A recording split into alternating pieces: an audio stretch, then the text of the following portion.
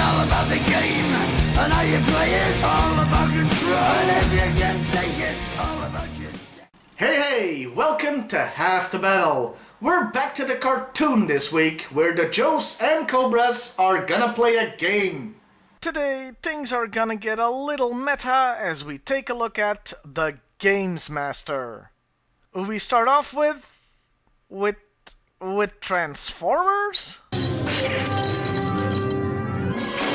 Did I put in the wrong disc? Well, it's actually a game two unknown characters are playing. But come on here, that purple robot is pretty much the exact character model of Shockwave, a Decepticon. And the other one looks a little bit like Optimus Prime. Homage or cheap reuse of a model? Well, it's actually a little more complicated than that. What is an homage, however, is the game itself. The robots are holograms, and the playing field resembles a very famous one.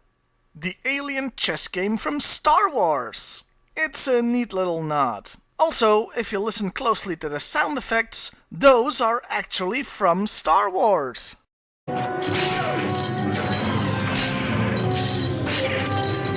Yeah, Sunbow had access to the Star Wars sound library, officially, unofficially. I think I explained this in a previous review. It has to do with Muppet Babies. Whoa, I've spent that much time on just the first 20 seconds of the cartoon? Well, I hope you packed a lunch, folks, cause we're gonna be here a while. Anyway, one of the players, the titular Gamesmaster, says he's bored. I'm bored. I want to play a new game, Coco. Games? Did someone say game? And perchance, for interest's sake, a deadly game? A game where real people fight for their lives, where I can play but can't get hurt. He plans to kidnap 2 Joes and 2 Cobras and have them compete to the death in his playground. There's something vaguely familiar about this.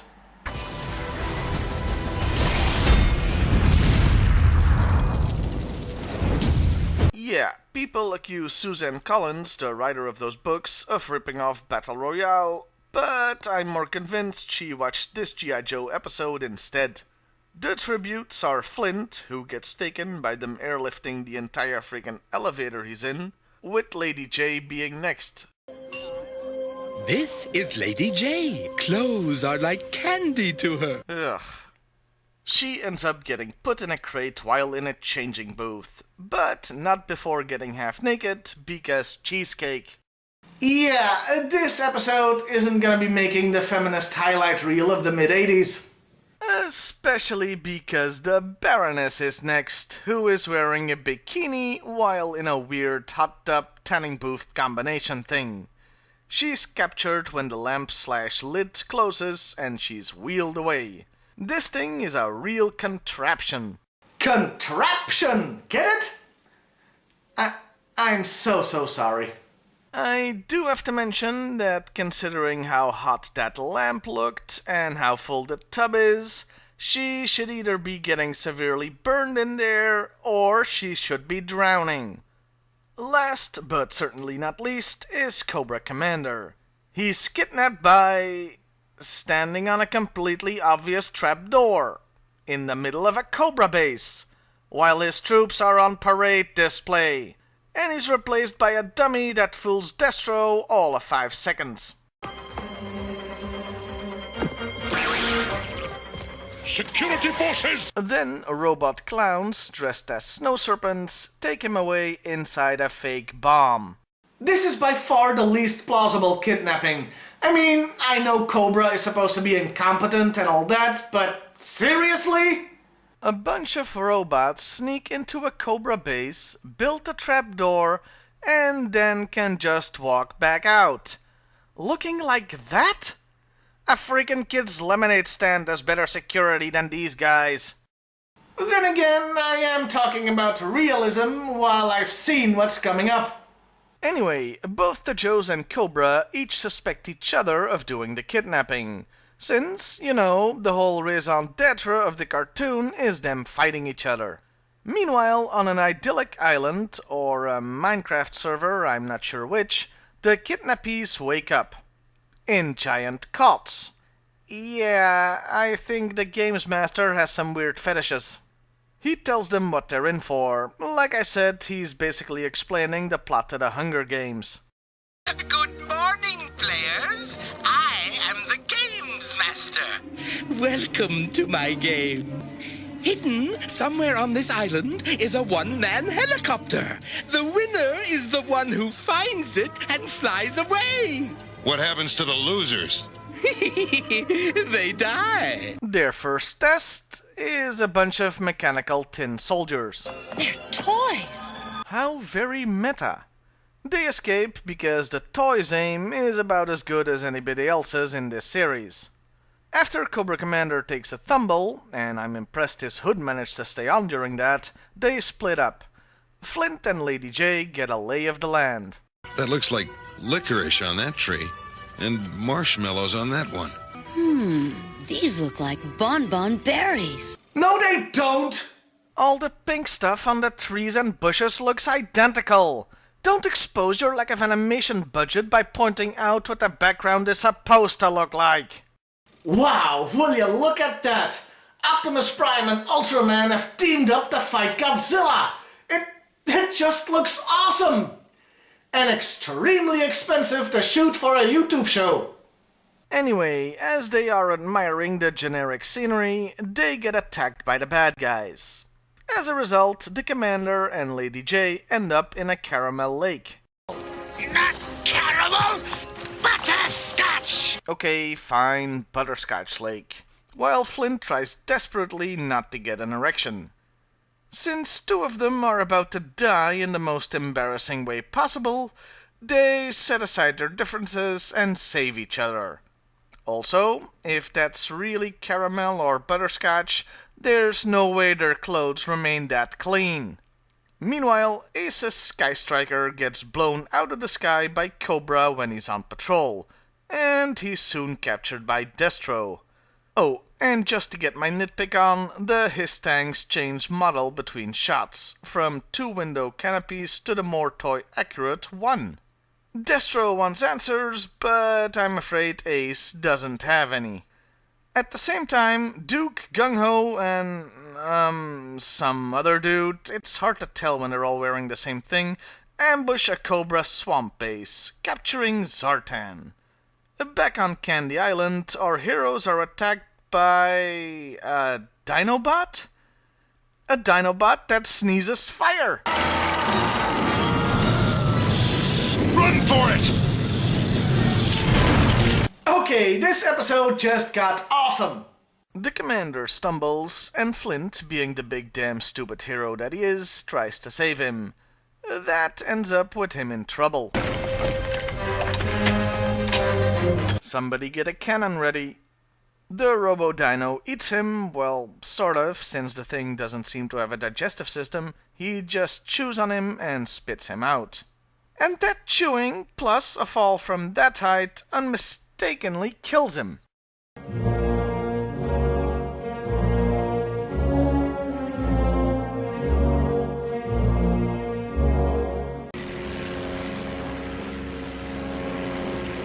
One down, 3 to go. Okay, so it's a bit more low-tech than the Hunger Games, but the idea's there.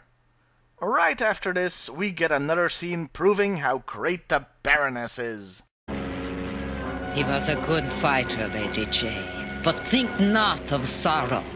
Think of revenge. Revenge upon that accursed Gamesmaster! Oh yeah, while Lady J is sobbing, she's already planning ahead to take down the bastard that put them there. Not that she's gonna be the one to do that, but hey, sometimes it's the thought that counts. Meanwhile, Destro is still trying to get answers out of Ace, by turning him into Jesus for some reason, when he's informed Zartan has been captured. For those of you keeping score, that's now 6 people that have been taken prisoner in one episode.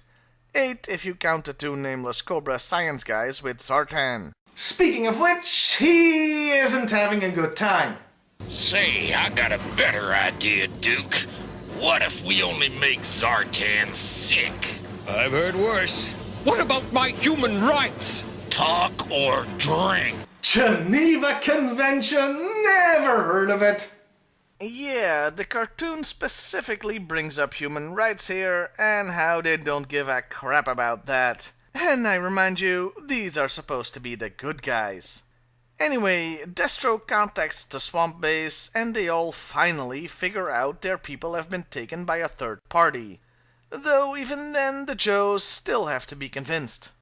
Give me one good reason to trust you. Cobra agents, drop your weapons. Ugh. That's a good reason. Yeah, the Joes are a bit dense in this episode. Meanwhile, and I know I keep saying meanwhile all the time, but this story jumps to and from Candy Island a whole bunch of times. Flint is getting buried by a bunch of mechanical undertakers, but surprise, he's not dead. Yeah, great shock there, and he escapes. At the same time, the others have found the helicopter, and Cobra Commander wants to get to the chopper, but even the Baroness doesn't trust him to be the one to escape. They fight over the chopper so long, the Gamesmaster takes matters into his own hands. If there's one thing I hate, it is mowing the lawn.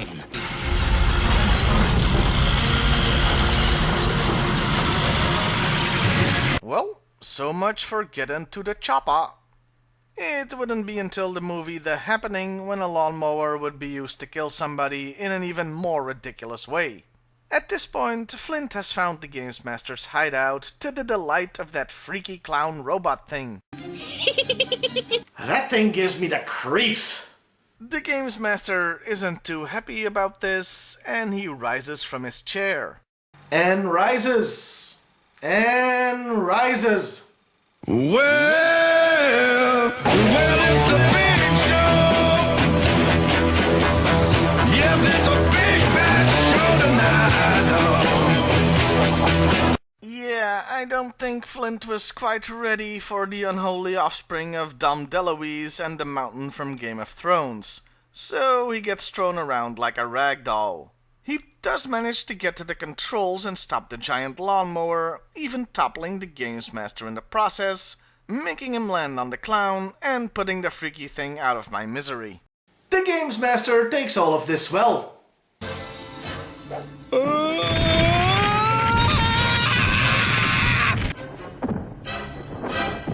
Flint takes this opportunity to contact the Joes, enabling them to pinpoint his location, so both the Joes and Cobra prepare for the assault.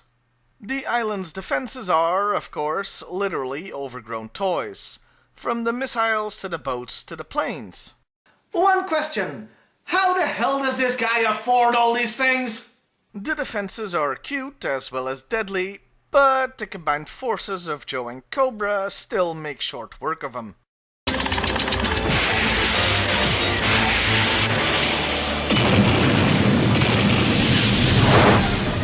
My ships are sunk, and my troops are in trouble. I admire the writers for their restraint in not putting in the phrase, "You sunk my battleship." Before the big guy can do God knows what to Flint, the Joes and Cobras burst in, prompting him to flee. There will be another game, Joe and Cobra, and next time, I will win. Yeah, we never see him again. I think that's actually a pity. It would have been kinda interesting to see him show up later. And so the day is saved, and the episode ends with the Joes and Cobras arguing over who gets to leave first. Go! Get out of here! Okay, we'll be going. You'll take off, then circle back and destroy our planes on the ground. Then you go first. And turn our backs to you? How stupid do you think I am? And that was the Gamesmaster. It was weird and wonderful. Yeah, this is just about as goofy as the cartoon gets, but it was an entertaining kind of goofy. It's also very meta on different levels. Firstly, this is a literal representation of how a child would play with their toys. I mean, you've got an overgrown kid here who makes his G.I.Joe toys fight with his tin soldiers, planes, and boats. We all did the same thing when we were young, didn't we? I mean, didn't you have Optimus Prime attack Skeletor while G.I. Joe provided air support? The story also, not so subtly, tells you that G.I. Joe toys are just the best, as the G.I. Joe and Cobra forces literally destroy all the other toys in the metaphorical toy box. There is a far more subtle reference to this though, right at the beginning of the episode. Remember the game they were playing? The Gamesmaster literally says he's bored of it. A game that has Transformers on the Star Wars chessboard. The other two wildly successful toy lines of the time. And he wants to play with G.I. Joe and Cobra instead. That was frankly brilliant. There is, however, another way of looking at this episode, and it's a bit more unpleasant. By the mid-80s, adults collecting toys had become a thing. For certain toys anyway. The big G.I. Joes from the 60s had been collectible for years, and a new kid on the block, or relatively speaking, Star Wars, got very big. So, does that mean that this episode represents how the industry saw adult collectors? Overgrown, short-tempered man-children with way too much money? 'Cause if so, that's more than a little insulting. And inaccurate. I don't have nearly enough money to buy my own island. Then again, if I was an overgrown man-child with enough cash to buy a candy island, I probably wouldn't give a crap what others thought of me. Hell, maybe I'd even run for president just to piss everybody off. So, could this have been a dig at collectors? Well, it's certainly possible. The toy industry didn't see adult collectors as a factor until the 90s, when McFarlane Toys came about and produced action figures not targeted at children. By 1997, even Hasbro changed its tune by releasing collector's editions of G.I. Joe toys and by supporting G.I. Joe conventions. Because Hasbro loves us. Well, our money anyway. In conclusion, The Gamesmaster was a fun, silly little story at first glance, with more potential depth to it than many other episodes from the series. Well, I guess that's all I have to say, so...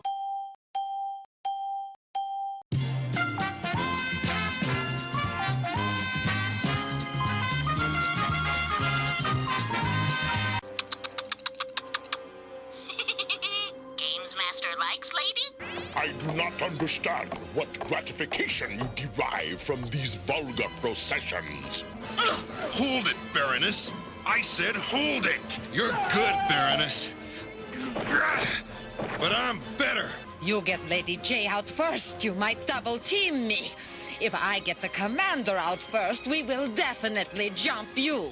Oh, even I cannot swallow that one. See you next time, everybody. It's all about the game and how you play it. All about control. And if you can take it, it's all about your debt. And if you can pay it, it's all about pay. And who's gonna make it?